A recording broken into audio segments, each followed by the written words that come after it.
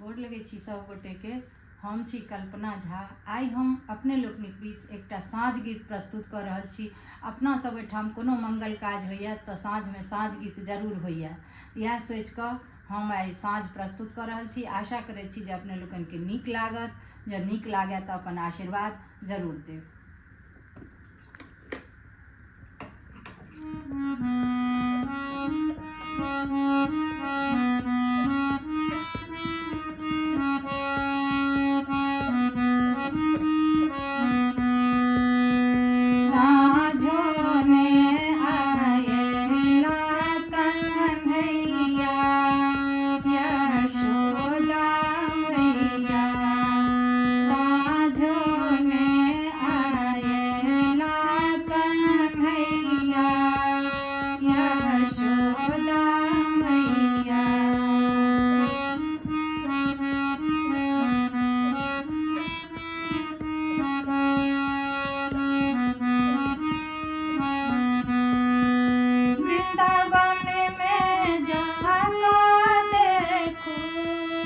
सखा सबके